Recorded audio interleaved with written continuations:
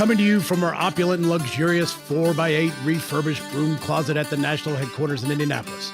With duct tape studio lights and a mic that you barely can hear, we hope to entertain and educate you. This is the Tango Alpha Lima podcast. They call me crazy cause I'm facing all my giants. They try to scare me into thinking I can fight it. They tell me I should never even think of trying. But that's just me, I'm gonna live out in defiance. Hello, and welcome back to Tango Alpha Lima. What? What? Oh, did you? I thought you stopped me. No, rock and roll with it, brother. Go with Oh, well, we will keep rolling. You know, I did want to note, though, that, our song talks about Defiance, and Defiance, Ohio is where my brother went to college. So we actually have a reference to Ohio in our theme song, which is not That's great. Cool. I'm totally down for that. That is not great. Look at the drag. We are having a wild day here, if you can't tell already. We are on fire. I am your host, Mark Seavey, coming at you from our national headquarters. I'm joined, as always, by my co-host, Ashley Gorbolja-Maldonado from our nation's capital in Washington, D.C., and Jeff Daly from Hollywood, California. And like I said, we are having a day. But Jeff, the big news, Michigan football is back and gonna get pulverized by the Buckeyes. Now the news was football, Big Ten football is back. The big news is that Michigan football is back. And I can't wait until Ohio State gets exposed for something. There's no way they can be that good that long. Every football dynasty ends in a scandal, and I'm just waiting. After seeing what we saw in the NFL this past weekend, which was just horrific football, I can't say I'm really all that much looking forward to college football. Like there were some games, the Detroit Lions blowing that game. Shout out RIP to Autry James, who's probably just crying right now. He said he didn't watch the game. I hope he also didn't record it. And if he did, he better have deleted it. But man, that was some awful football. And my boy Tom Brady not looking great. My boy Gronk not looking great. I expected that though. Cam Newton looked great.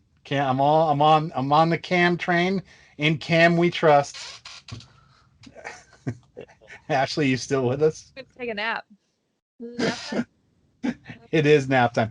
All right, and everybody, if you are not on Facebook and not a friend of Jeff Daly's, you missed an awesome mustache, and the fact that he shaved it is completely thrown me all day today. It's just horrific. We're going to start today with a story that actually was breaking when we last recorded one of these, and that is the awarding of a Medal of Honor to Sergeant Major Payne, which is, if you're going to be in the military, Sergeant Major Payne is just such a spectacular name. Like that is money. This is from WCNC, which is a television station presumably in North Carolina, but a South Carolina soldier has received the nation's highest military honor for his actions to save hostages being held by ISIS in Iraq. President Donald Trump bestowed Sergeant Major Thomas Payne with the Medal of Honor Friday in a White House ceremony. Sergeant Major Payne grew up in Batesville, Leesville, and Lugoff, South Carolina, which are really small towns. If you haven't had a chance to see this guy, he is tougher than woodpecker lips, and he is just a great human being. I did want to read the citation here. It's interesting to me. Everything is saying that he's a Ranger, and that absolutely is true. But I believe this is the first Delta Force award of a Medal of Honor that's not posthumous. This is, I believe, the third Delta Force Medal of Honor overall. The first two were Shugart and Gordon, who were famously killed the day I joined the Army in October 3rd of 1993 in the Battle of Mogadishu. Sergeant First Class Thomas Payne distinguished himself by conspicuous gallantry and intrepidity above and beyond the call of duty on October 22nd, 2015, during a daring nighttime hostage rescue in Kirkuk Province, Iraq, in support of Operation Inherent Resolve. Sergeant Payne led a combined assault team charged with clearing one of 2 buildings known to house the hostages. With speed, audacity, and courage, he led his team as they quickly cleared the assigned building, liberating 38 hostages. Upon hearing a request for additional assaulters to assist with clearing the other building, Sergeant Major Payne, on his own initiative, left his secured position, exposing himself to enemy fire as he bounded across the compound to the other building from which entrenched enemy troops were engaging his comrades. Sergeant Payne climbed a ladder to the building's roof, which was partially engulfed in flames, and engaged enemy fighters below with grenades and small arms fire. He then moved back to ground level to engage the enemy forces through a small hole in the wall in the west side of the building. Knowing time was running out for the hostages trapped inside the burning building, Sergeant Payne moved to the main entrance where heavy enemy fire had thwarted previous attempts to enter. He knowingly risked his own life by bravely entering the building under intense enemy fire, enduring smoke, heat, and flames to identify the armed door imprisoning the hostages. Upon exiting, Sergeant Major Payne exchanged his rifle for bolt cutters and again entered the building, ignoring the enemy rounds impacting the walls around him as he cut the locks on the complex locking mechanism. His courageous action motivated the coalition assault team members to enter the breach and assist with cutting the locks. After exiting to catch his breath, he re-entered the building to make the final lock cuts, freeing 37 hostages. All right, it is not bad enough that this poor guy is getting fired on. Then he climbs on top of a burning building. Then he's got to exchange his rifle for bolt cut. I mean, it's stud. There's stud. Jeff?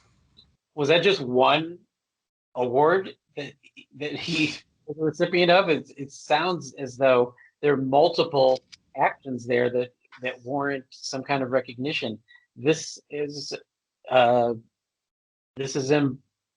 impressive, even amongst the rare air of heroes that he now joins. And I salute Sergeant Major Payne, and I love saying that. And before we let Ashley talk, I'm gonna say it one more time: Sergeant Major Payne, because that is amazing. Yeah. I don't know what Holly is saying. The Medal of Honor is an award. I'm not. It's an honor, but it's awarded. I don't know what she's saying. Anyway, the super producer Holly is confusing me in the middle of the show, which is pretty standard. Usually it's Ashley doing it, but whatever. Ashley, what do you got on Sergeant Major Payne? First off, love the name. Fantastic. I was going to start there. I went to training with quite a few folks that had some really stellar names, so I'm just going to throw that out there. Some of them are not appropriate for this forum. That's besides the point. Very impressive. Every time I read these stories, it gives me hope in humanity. It just reminds me that there is folks out there that are willing and go above and beyond what you would normally believe with Call of Duty, or the Call of Duty is. And I know that seems really presumptuous. Obviously, we're in the military, like we're supposed to defend our brothers and sisters to the left and the right. But there's it's like a whole nother level this is a whole nother level. So many kudos and appreciations, and it's awesome. Yeah, it's super producer Holly also tells us there's helmet cam footage of what was going on at the time. And this is actually, I believe, the second Medal of Honor that was captured entirely on film. The first one was Chapman, the Air Force guy, and that was captured by a drone. And then there's this one, and my friend David Bellavia, if you ever get a chance to see his the video that's on Netflix about him, it's pretty wild too. You get to see David come out, and I'm not even going to go into how graphic it is, but it is spectacular. But yeah, you should absolutely go watch the Sergeant Major Payne helmet cam footage whenever you get a chance. What's the matter, Jeff? You just said his name again.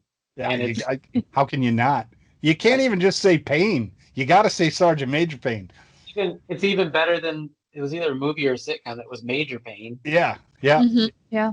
Sergeant Major Payne. That's just, that's legit. Like, that's a whole nother level. Like, Major Payne Major Payne is just a guy who graduated college and made it through a company command. But Sergeant Major Payne, that's a man who has lived. That man slept outside. Forget those majors. I'm just kidding you. Don't give me any hate mail, all you officers. That's assuming you could find us, which if you have a map, you can't. So whatever. Now I'm definitely going to get a lot of hate mail from the officers. All right, let's take a quick break, and we will be right back with more of the show, including Ashley with her brand new water bottle, which is pretty. No, It's thank you. It's it's beautiful. definitely classing up the show. All right, we'll be back in just a few minutes. Dee-dee-dee, dee-dee-dee. Did you know that you could cut a 5-pointed star in one snip? Betsy Ross did. Learn her secret and many other things you might not know about Old Glory in the American Legion's bookazine, Indivisible, the Story of Our Flag. Available at legion.org/emblem sales. All right, we are back. And Jeff, for the second story, we will go to you. What do you got for us? All right. You guys keep giving me the stories that make me want to rant and rage, but I'm going to try to be a little more, I'm going to just try to not do that, a little less that. So this new bill aims to force VA to expand benefits to veterans ill from toxic exposure like burn pits. Now, first of all, the fact that never mind, I'm getting into my rant before I finish the story. So as we all know, the burn pits happen, and they're making, according to the VA, they're allegedly making people sick. And it goes back to Vietnam and Agent Orange and things like that. And that's kind of the fears, are that the cost is going to get really huge. This, what is this story from? I didn't get the site, so Holly will have to put it in the show notes. It's just last week, a committee of National Academy of Sciences, Engineering and Medicine researchers released a report reviewing currently available studies and data, coming to the conclusion that while there is limited or suggestive evidence to link post 9/11 or Gulf War service to chronic cough, shortness of breath, and wheezing, a new approach is needed to prove other illnesses are caused by airborne hazards experienced during service. Yes, but at least someone came to their defense and said, if people were injured or affected, and there's a plausible relationship or explanation for what's going on, the benefit of the doubt needs to go to the veteran. To simply let people suffer and go without help from their government is not a satisfactory response. And I 100% and wholly agree here. The mission of the VA, from my perspective, should be to advocate for the veterans who need that assistance. It should not be that they have to be advocated at or to. I'm messing up my English language here right now. I majored in it for a quarter. Apparently I need two. But the VA shouldn't have to be convinced. The VA should be out there convincing, and that a headline says a new bill aims to force the VA to acknowledge harm done to those who served this country is ridiculous. And yes, you tricked me into another rant, and I'm upset about it. So I'm gonna calm down, and I'm gonna pass it on to Ashley. Oh, you already get me fired up, because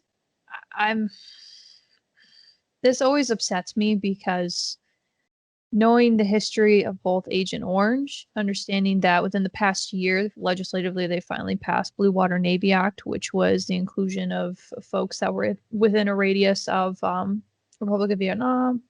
And I was just always a bit shocked and awe to see that. Why does it take so long? And then knowing the system that veterans are put through to prove or deny their claim, it's heartbreaking to me as a veteran and somebody who's actively going through the claim process myself, not specifically for burn pits, but for other ailments or words, for other illnesses, injuries, right? So when I hear about, the was it what was the host? What was the host's name that was just advocating on the Hill? This was like yesterday. Jon Stewart. Jon Stewart. You know, the fact that we have to get major like celebrities and folks to utilize their network to advocate for us is honestly it's sad. Like I'm happy that it's happening, but it makes me so vividly mad that we have to force the VA to do anything. They are supposed to be the advocates, and it is frustrating. I am deeply disappointed all the time. Yeah, I'm not going to reiterate what you guys just said, but I know in Afghanistan when we had force protection at Bagram Air Base, which is a terrible gig being on force protection, but we had a guard tower that was literally right above the burn pit. And the burn pit was not a small, like little, it wasn't like a campfire. We're talking like this thing was like 2 acres large, and they threw everything into this. And so the wind would blow into the guard tower, and nobody wanted to be in that guard tower, but somebody had to be in that guard tower. But it was like, a lot of times when you're overseas and you're out at these far-flung combat outposts or wherever else, if you get up in the morning and you're freezing and there's a fire there, you're going to stand near the fire to try to warm up. And like at the time, I remember thinking, well, this is seriously not healthy. But you know what? Freezing to death's not all that healthy a thought either. And at the time, when you're a 20-something-year-old specialist or whatever, your thought at the exact moment is, I got to get warm. And who knows if I'm going to get shot later today. You're not thinking about emphysema 20 years down the road because of whatever somebody had thrown into the burn pit. You're thinking about what's going on then. It is disconcerting that the federal government has always done this, always will do this. I read stuff about Revolutionary War, and they promised those guys all kinds of things, and they never came through on it. We don't serve in the military for benefits, really. That's why it always makes me mad when we see commercials on TV. It's talking about all the benefits. Most people I served with didn't serve for the benefits. They served because they were good patriots and they wanted to do what they could for their country. And when the country turns around and does these kinds of things, I mean, are we really fighting about whether standing there in the smoke of toxins of everything that goes into those burn pits is healthy or not healthy? I mean, come on. I don't have a medical degree, but more research. What? Then we wait another decade, then another 20 years, and then we have the same history repeats itself for our folks, our Vietnam veterans with Agent Orange and then Blue Water Navy, Brown Water Navy. Like, come on.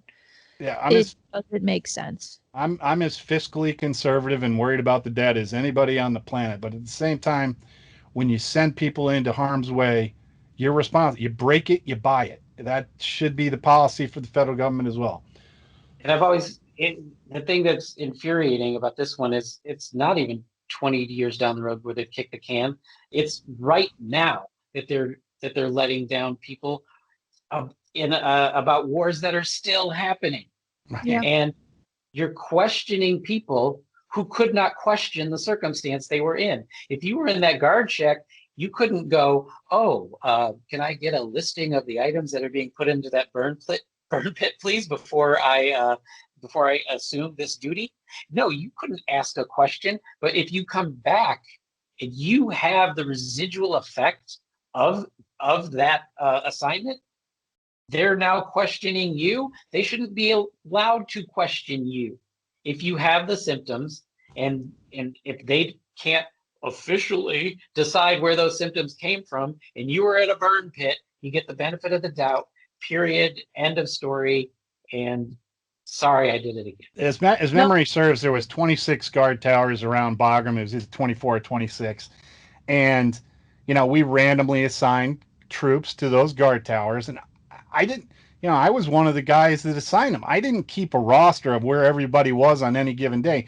So now if someone goes back to the VA is going to be like, well, do you have proof that you were in a guard tower over the... No, there's no proof that exists. Nobody kept that kind of... it just doesn't exist. The onus... What's fascinating about this, and not to cut you off, Mark, is that so you could get shot next to the burn pit, and then they will treat you for all of the symptoms. They will medvac you out. They will do everything for you. But despite having the person, if you will, that's helping treat that person who's directly exposed to the burn pit won't receive any compensation or won't receive anything because it's not necessarily immediate, right? So if I'm laying there and I'm bleeding out and the medic is treating me right next to the burn pit, I'm gonna then go file my claim. I'm gonna be med discharged, probably out, whatever the case may be. There's now their document trail. But then for the medic who had responded to multiple cases around this burn pit, then a few years later after they get out, starts having symptomology or is experiencing coughing fits, etc., they're then going to have to prove, well, yeah, I served all these people. Then they're going to say, prove it. Yep. And that's so disheartening about it. They could literally happen in the same spot, and those two people will get the same different treatment. Yeah. All right. I wish we were going to happy story number 3, but alas, Ashley, what do you have for us? So more, very, very gloomy day on the podcast. So, all right. So for those of you who aren't aware, there's legislation out in regards to veteran suicide prevention, and it's pretty much right now there's like 20, 25 some days left, or what is it, 25, 21 weeks, something like that left. We don't have a lot of time. Let's just start there. There's not a lot of time, and there's been a lot of before Congress closes. Correct. So I think it's 25 legislative days that remain in the House for calendar year 2020. Yeah. So lawmakers have not, lawmakers either have to reintroduce all the bills in the next congressional season, or if they don't become law by the end of the year. So basically, folks that have been advocating on the forefront for veteran suicide. So there's a few executive orders out, if I'm not mistaken, or just the singular one that I'm thinking of from President Trump regarding mental health. So I'll just kind of read a little bit here. So the future of major legislation on veteran suicide prevention policy in Congress remains unsettled for now, despite claims of a breakthrough this week from Senate leaders and pleas from veteran advocates to pass something on the issue as soon as possible. At issue are the pair of policy packages under debate in the House and the Senate Veterans Affairs Committees. Leaders from both panels have promised to work together to find common ground by the end of the year on the issue, but have not, they haven't reached a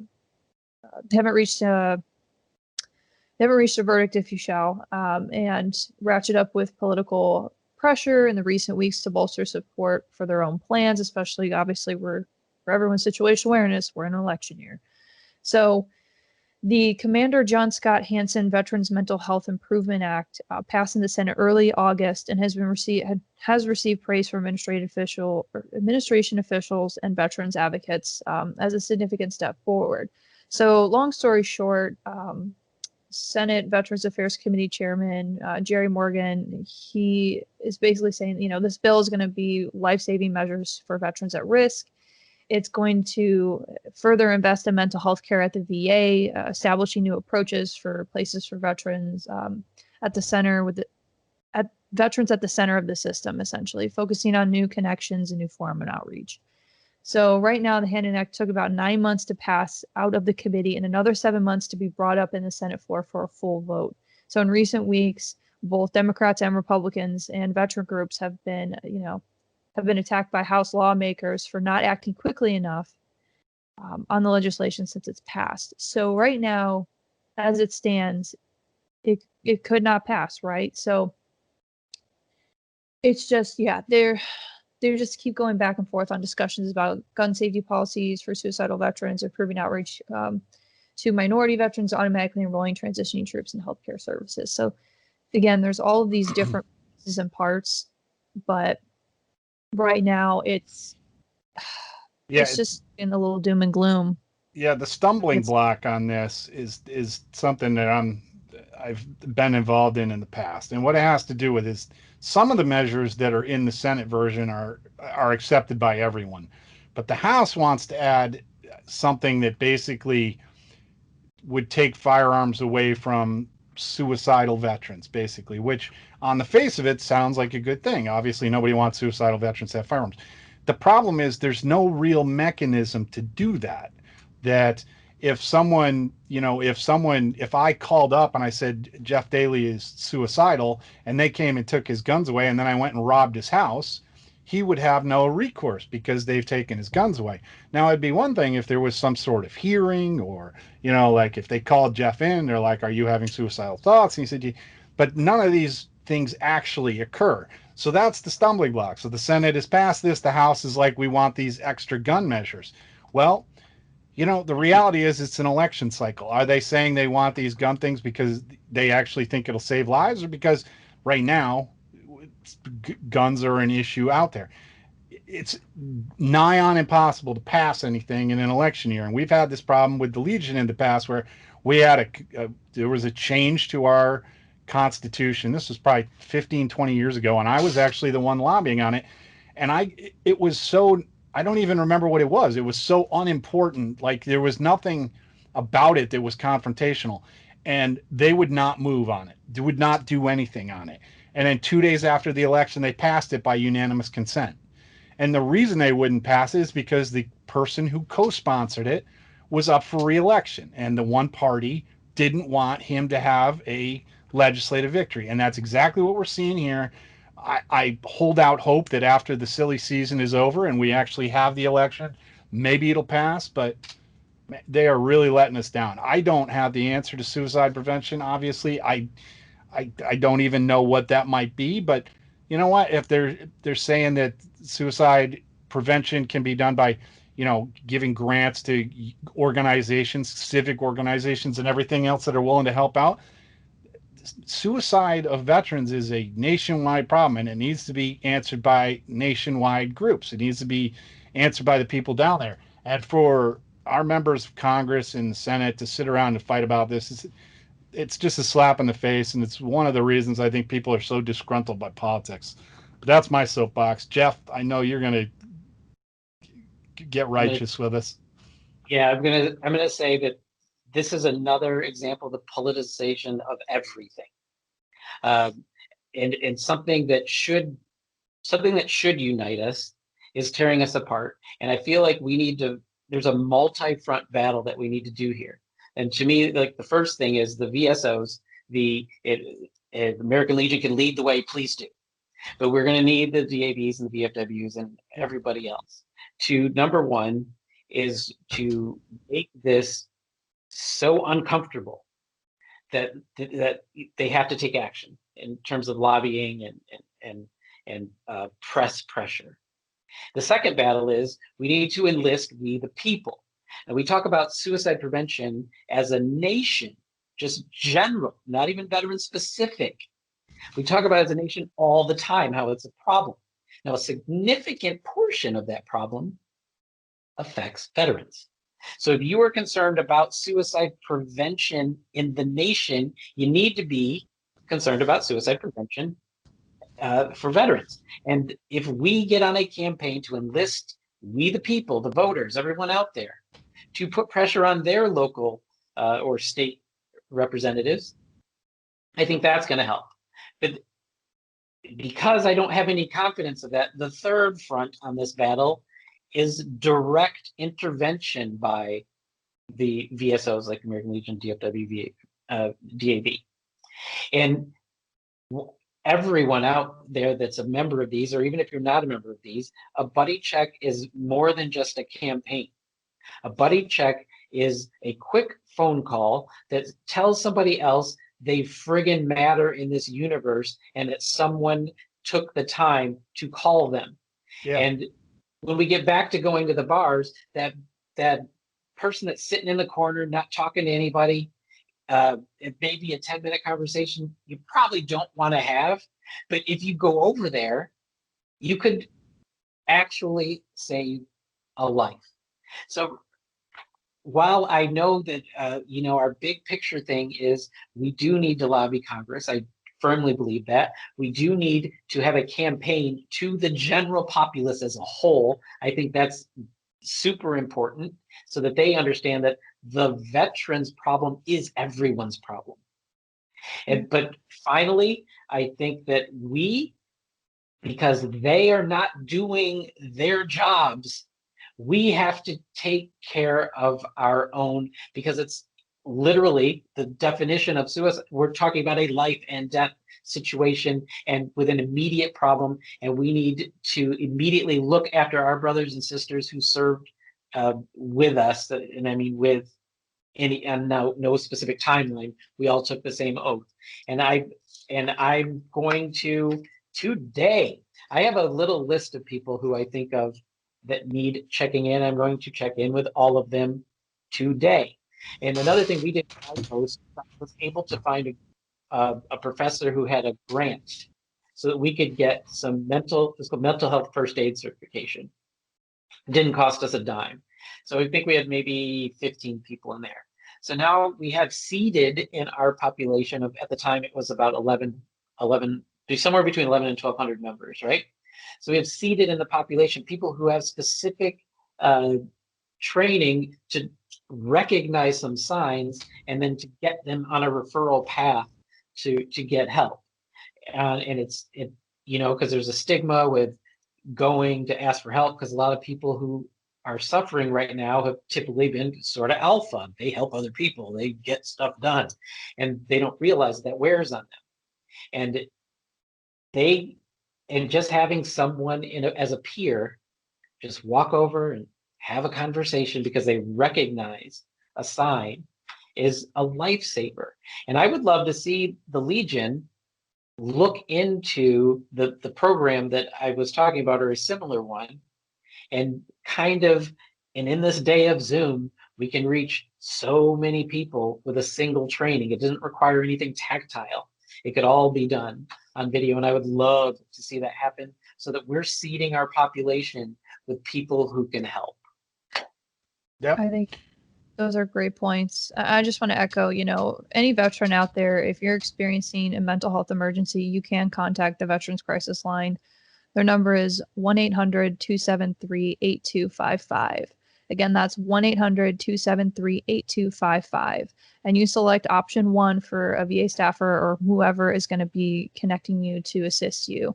Veterans and troops and their family members can also text 838255 or visit veteranscrisisline.net for assistance. Again, that's text 838255 or visit veterancrisisline.net for assistance. I just want you all to know that, people out there, we care about you. This is it's not just a veteran issue, it's an everybody issue. From somebody who has recently gotten a lot of battle buddy checks, I'm so appreciative of those people who took the time to do that.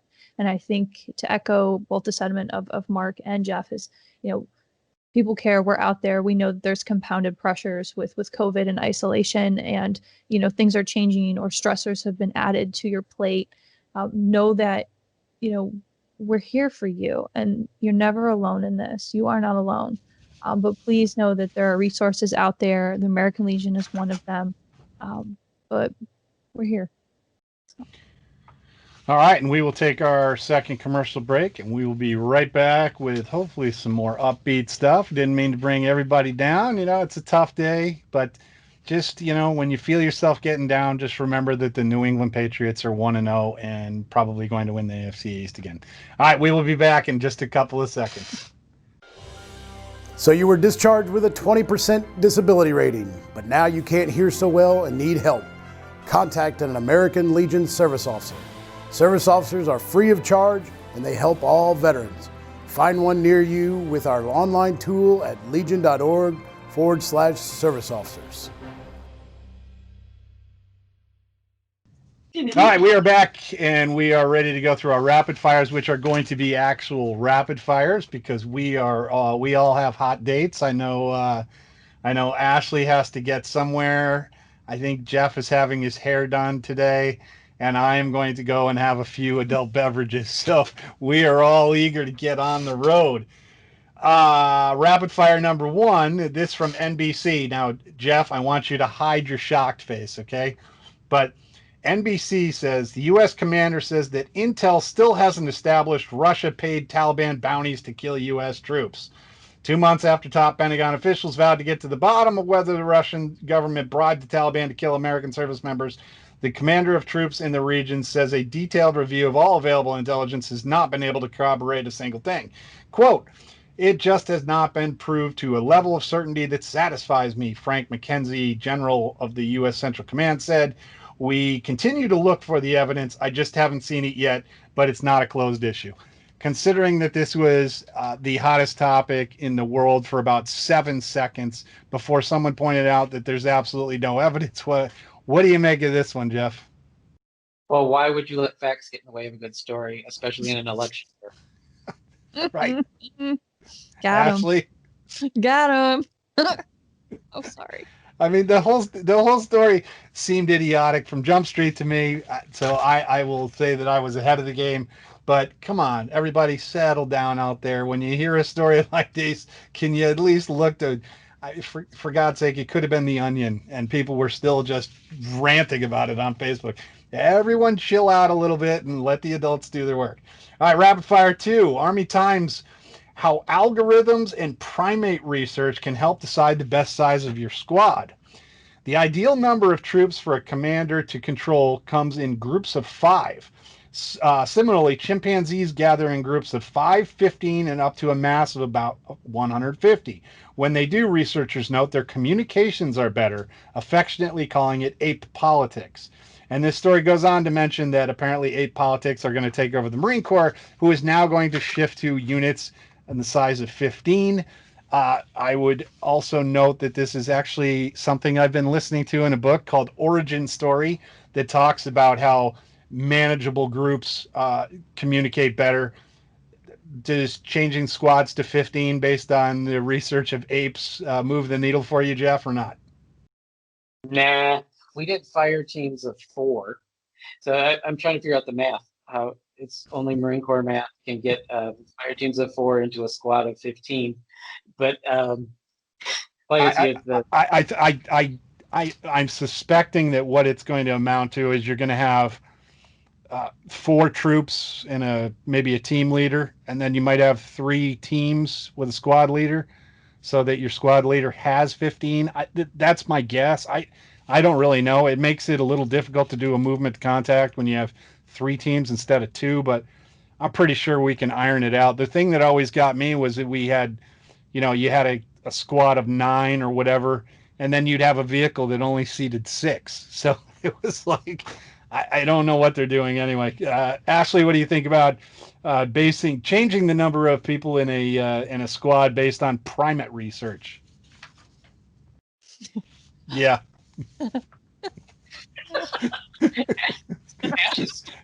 I ran a squad now. I'm cool. I had 3 team leaders, and then each of them either had up to like 2 to 3 soldiers each.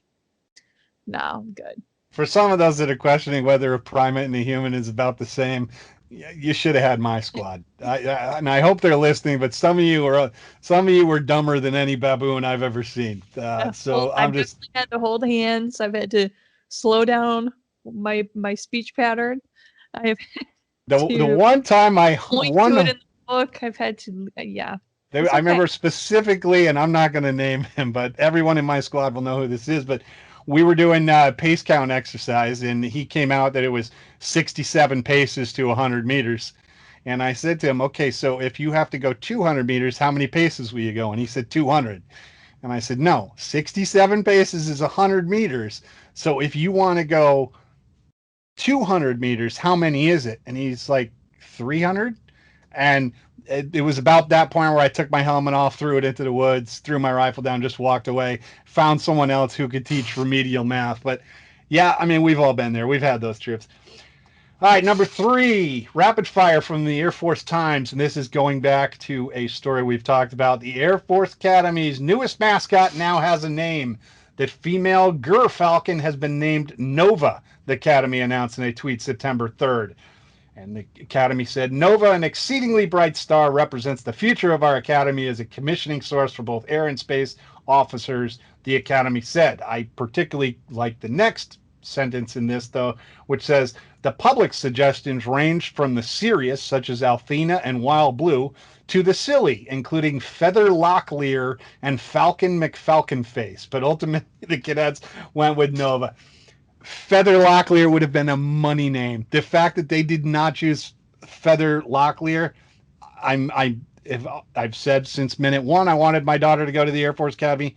That's out. That's out. You cannot turn down a name like Feather Locklear or Falcon McFalconface. Jeff, what do you got? I'm a little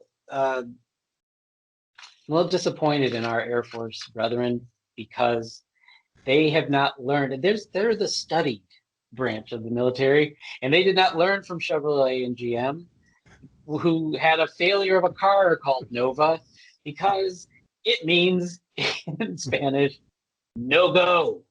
So they're basically naming their mascot to a significant population as no go. I would like it, though, if they released the Chevy Nova in the middle of their football field before every game, just to see what would happen. Spectacular. They could have the cadets push it around when it breaks down. Ashley, what do you got on this? They sound like Twitter handles or like stream handles or what the heck they're called. It just sounds so bizarre. I'm sorry. I'm kind of speechless Feather on this Locklear is the winner. I'm just gonna nod. Do whatever you want. Do whatever you want. You guys are both big fans of Bertie McBirdface when this first. Bertie Yeah. McBirdface. Well, and here we go. This rapid fire number 4, this is shoot this directly into Jeff's veins. Story from military.com. The first members of Space Force just deployed to the Middle East. And you know what? I'm not even going to read the story. Jeff, explain to me why the Space Force is going to the Middle East. Go. Well, it's quite simple, actually. The Okay. Middle East. The Middle East is on the other side of the world. The world is a planet. There are other planets that we are going to have to navigate. So I got nothing. Horrible answer. Ashley, what do you got? I'm flummoxed. You can control. They're looking at satellites and they're handling space. You could do that from anywhere. And it's like, you could send them to Tampa. You could send them to Aspen. You could send people to really nice areas. No, you'll be going to Al Udeid Air Base in Qatar. Congratulations. Why do I have to go to Qatar to handle a satellite? Like, why? Why do like I getting the chain of command made somebody mad. I think I've figured it out, CV. They just need people, because it's a military community. People need to go on deployment to actually be military, and they need to deploy some people somewhere just to get some street cred. I guess that's what you think of. Like, how else are they going to get a combat patch? I don't know. Like, I don't know. This story just perplexed me. I've heard very nice things about Qatar, so I'm not goofing on Qatar. I just really can't really comprehend why Space Force is going to be in Qatar. So, all right, Jeff, let's do it. Shout out, go. Oh, criminy. I was not prepared for a shout out today, but I will come up with one in 5, 4, 3. I'm going to shout out my post again. Our guys, Taylor Umpenhauer and Bill Steele, which is the greatest name ever, besides Sergeant Major Payne, have navigated the bureaucracy of Los Angeles, and we now have a drive-in theater being built in our parking lot. And I'm trying desperately to get Boise State to play there. It's not a simple task. I thought I would just email some folks, and they were like, sure, here. It's a very difficult thing to get done, but I would shout those people out by name, but that probably would not do me any favors. So I'm just going to, yeah. I just wanted to thank you, because a lot of most often the kind of questions we get are like, if Jeff Daly were to count backwards from 5, how far would he make it? And you have answered that. You can make it to 3 before you have to stop. So thank you for that. That answers most of our fan mail. Ashley, what do you have on a shout out? I was to say maybe they do need to adjust the squad teams more. Anyway, Really? sorry, Jeff. Sorry. So I wanted to give a shout out. So a while ago, we did an interview with a gentleman by the name of Justin Sheffield, and he sent me his book, and he's super awesome. So I just wanted to give a shout out to him. So know that it is on my read list to start this week after I do some much needed exercise and other work, right? So, but he said a very nice message. He goes, "Thank you again for your time and awesome interview. I hope you enjoy my story." So I just wanted to kind of give a free shout out promo for him for his book, SEAL Team 6 Operators Battles in the Fight for Good Over Evil. So it's MOB. That's a pretty cool guy. So there you go. Before I get to my shout out, just a brief story. When I went to my friend David Bellavia's Medal of Honor ceremony, afterwards we went out and had a few adult beverages. David was not allowed to join us. As a matter of fact, they even sent Sergeant Major out with us to make sure that David was not with us. So that Sergeant Major who accompanied us, bravo to him. Good job. You infiltrated quite well, and you did drink pretty well. But later on that evening at about 3 o'clock in the morning, I found myself in a hotel room with 3 other guys, and we were acting out the Jessica Lynch rescue. The two of the individuals had been part of that. One was a Marine, and one was in the Army, and we were using flip-flops and pillows and everything else to mark targets. But one of those gentlemen was Medal of Honor recipient Leroy Petrie, who happens to be in the news today. But my shout out is not to Leroy Petrie. It's to the jackass that stole the Medal of Honor plates off his car while it was at the SeaTac airport. So to that guy who stole the Medal of Honor plates, my shout out is to you. May you rest in peace, because when Leroy finds you, he is going to see how far he can sink that prosthetic limb of his in your esophagus. And you deserve every single beating that's about to come your way. It takes a special kind of moron to steal a Medal of Honor plate from a guy who lost his hand to a grenade, who is a certified badass. So to you, my friend, shout out RIP. Anything else, people, or what? Oh, this is so loud. Just shutting it down. Mic drop. All right, people. Well, we will try to do better next time. We will see you next week. We will try to put our happy faces on. For my part, I'm about to go get a few Guinness, and I hope producer Holly's going to be with me, and I'm hoping she doesn't have to carry me because she weighs about 105 and is 5'1". I am 6'1" and 235. So it could be an interesting evening. Yes, Jeff, go. Before we go, I just wanted to remind everyone she's 4 feet 8 quarters. And that 3/4 makes her an adult-sized human. So I want to make sure that because super producer Holly put that on the screen earlier, and none of us paid her any attention.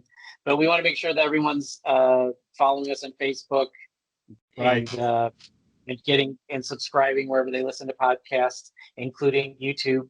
If you want to watch the madness and watch Ashley roll her eyes at me, she does it all the time. Rate and review our awesomeness. Yeah, I just want to put it out. absolutely. Yeah, we live. Want to hear from you. Yeah, we live or die based on what you guys tell us.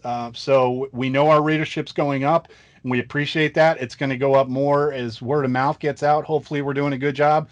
And hey, if we're not doing a good job, then send us an email. Let us know we're not doing a good job. Tell us what you want to hear about. Send us stories that you want to talk about. Send us people you want to hear from. If whatever guests you have, we're happy to do whatever you tell us to. We're I would say we're doing a pretty good job, and we're absolutely doing the best we can. But we're not closed-minded. We'll take any advice. So hit us up. Hit us up any chance you get. It's Tango Alpha Lima @legion.org. Send us an email. Say hi. Say you hate us. Question Jeff's college football team. Tell us how Tom Brady has also changed your life as he has mine. Bingo. Whatever. Tell us bingo. Yeah. And if you happen to find out who stole Leroy Petrie's license plate, be sure to email us so that I can get him on that, because I would love to have a video crew there. All right, folks, we are out. We'll see you in a week. Bye-bye.